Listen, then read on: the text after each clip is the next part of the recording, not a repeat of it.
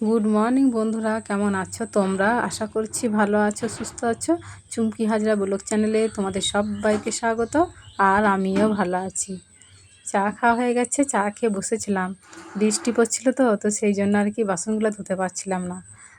এইমাত্র একটু হলেও আর কি ছেড়েছে বৃষ্টিটা, তো সেই জন্য তড়িঘড়ি করে বাসনগুলো ধুয়ে নিচ্ছি। সকালবেলাতে উঠে আগে বাসন দিয়ে নিয়েছি, অনেক জামা কাপড় মাখিয়ে রেখে দিয়েছি, তো সেইগুলো এক্ষুনি কেচে নেবো বৃষ্টি যখন থেমেছে। তো আজকে আর সকাল থেকে আর কি আর ভিজবো না। কাল সকাল থেকে ভিজেছিলাম বৃষ্টিতে, তো মাথা কপাল সব ব্যথা করছিল টিস টিস করে। তো সেই জন্য আজকে আর ভিজবো না গো, মানে যখনই বৃষ্টি থামবে সেই ফাঁকে ফাঁকে কাজগুলো করে নেবো। যত জামা প্যান্টগুলো বাবা ছেলে মানে ভিজেছে, ভিজে জড়ো করে রেখে দিয়েছে, কাদা মাখিয়ে রেখে দিয়েছে। তো কোথায় আর জড়ো করে রাখবো, ঘৃণা লাগবে না? তো সেই জন্য ভাবলাম কেচেই দিই। জানি কেচে দিলে শুকোবে না। এখন তো রোদের কোনো বালাই নেই, কবে যে আবার রোদ উঠবে তারও নয় ঠিক। কিন্তু পরতেও তো পারবে না। তো হালকা ফুলকাগুলো যেগুলো আছে সেগুলো হয়তো শুকিয়ে যাবে, কিন্তু এই মোটা মোটা জিনিসের প্যান্টগুলো শুকোতে চাইবে না। এই ওয়েদারের জন্য শীত শীত করছে এবার। তো মনে হচ্ছে ঢাকা নিয়ে একটা হালকা কিছু, মানে ফ্যান আর না চললেও হবে। কিন্তু তবুও আমাদের ঘরে ফ্যান চলছে। বাবা আমার ছেলে যা, ও সব সময় ফ্যান চালাইছে। আর এই যে ছেলে ঠাকুমাও সারাক্ষণ ফ্যান চালায়। এখন মুড়ি ভাজছে এই ঠান্ডা ঠান্ডা ওয়েদারে।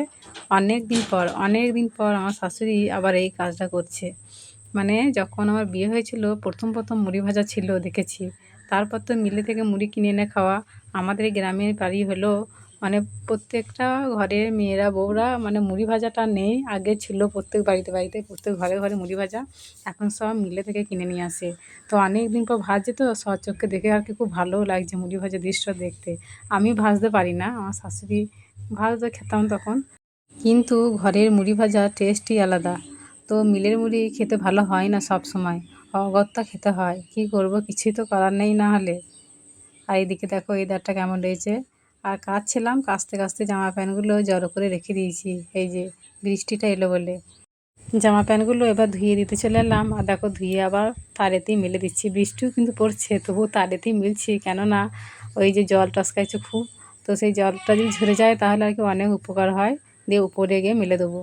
কি বোকার মতো কাজ করছি দেখো, একদিকে বৃষ্টি পড়ছে আর বৃষ্টির মধ্যেই জামা কাপড়গুলো মেলে দিচ্ছি। বৃষ্টির দিনে কাজটা একটু হলেও কিন্তু কম হয়, কম থাকে। উনুনে ভাতটা বসে বসে জাল দিয়ে করে নিলাম। তো মানে আর বারবার আর কি যাওয়া আসা করিনি, উঠোন মারিয়ে ঘর মারিয়ে ভিজে যাব বলে। তো সেই জন্য আর কি উনুনের কাছে বসে বসেই ভাতটা করে নিচ্ছি। ভাতটা হয়ে গেছে, এখন গাটা মুছে নিচ্ছি, দিয়ে আর কি ফ্যান ঝরিয়ে নেবো। আর গ্যাসে গিয়ে তরকারিগুলো করব। তরকারি বলতে ছুকছাক হবে আর কি। তো সেই জন্য মানে বারবার যাওয়া আসা করছি না, ভিজে যাবো বলে। আর উনুনের কাছে জাল দিয়ে দিয়ে ভাত করে নিলাম, বেশ আরামও হলো শরীরটা। শীত শীত করছে তো ভালোই লাগলো আর কি। ফ্যানটা রেখে দেবো বিচ্ছুরামের জন্য, একটু গরম গরম ঈষৎ উষ্ণ ফ্যান আর কি খায়। তো ওই জন্য রেখে দেবো।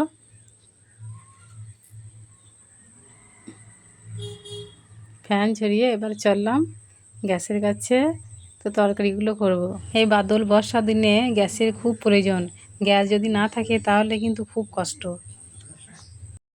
এখন এই 2 পিস মাছ ভাজছি, সেটা হচ্ছে আমাদের মা ছেলের জন্য আলাদা স্পেশাল করে।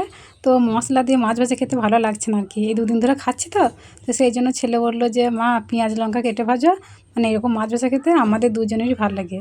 তো সেই জন্য এভাবেই ভাজছি আর কি। কিন্তু ওর জন্য হবে না, ওর জন্য মশলা দিয়ে করতে হবে। 2 পিস ভাজছি, মানে একবেলা হয়ে যাবে, ওর 1 পিস আমার 1 পিস, রাত্রে আবার যাই কিছু করব। তো মাছ ভাজাটা হয়ে গেল, এবার নামিয়ে নিচ্ছি। আর ভাতে আলু দিয়েছি, আলু সিদ্ধ। এই 2 পিস হচ্ছে ওর জন্য, ও তো আবার লাল লাল ঝাল ঝাল করে মশলা দিয়ে মাছ ভাজা খেতে ভালোবাসে, সেই জন্য ওর জন্য করতে হচ্ছে আর কি। যদি ওকে পেঁয়াজ লঙ্কা কেটে মাছ ভেজে ভাতের সঙ্গে দিই তাহলে তো ও লাফিয়ে উঠবে। সেই জন্য দরকার নেই, যে যে খাবারটা খেতে ভালোবাসে সেইটাই করে দেওয়া ভালো, তাই না? আর ওই যে পটলগুলো রয়েছে ওইগুলো ভাজবো না এখন, ওইগুলো পোড়াবো।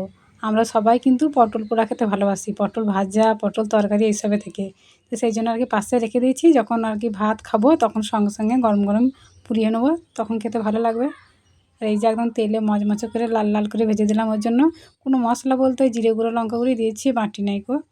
2 পিস মাছের জন্য আর কি মশলা বাটবো, তাই না? আর টক এই কদিন ধরেই টকটা আছে, মানে আমাদের বাড়িতে কেউই তেমন টক খায় না, সেই জন্য টকটা আর কি রয়ে যাচ্ছে। তো এই টকটা এখন গরম করে নেবো। টক খেতে যদি ভালোবাসতো তাহলে কি এই টকটা থাকতো? সঙ্গে সঙ্গেই শেষ হয়ে যেত। আর এই যে ভাত ঢেলে দিয়েছি আর পটল পোড়ানো হয়ে গেছে। ভাত খাওয়াও হয়ে গেল, বাসনগুলো ধুয়ে নিলাম সঙ্গে সঙ্গেই। আর কেটে এই টিপটিপ করে বৃষ্টি পড়ছে, তার মধ্যে যদি একটু বাসন কলতলায় ফেলে রেখে দিই তাহলে এত নোংরা লাগবে। দেখো খুন্তিটা গেল পড়ে। সব পরিষ্কার পরিচ্ছন্ন করে নিয়ে ধুয়ে ঘুচিয়ে তারপরে একটু শোবো। তো সারাদিন ওই বসে থাকাই হচ্ছে, এখন তো কাজ তেমন নেই, তো ভালোও লাগছে না। আর সন্ধেবেলায় দেখো কেমন নখ কাটতে লেগে গেছে আমার ছেলে। ওর এবেলা ওবেলা নখ বাড়ে, যখন তখন বসে নখ কাটে, কী আর বলবো।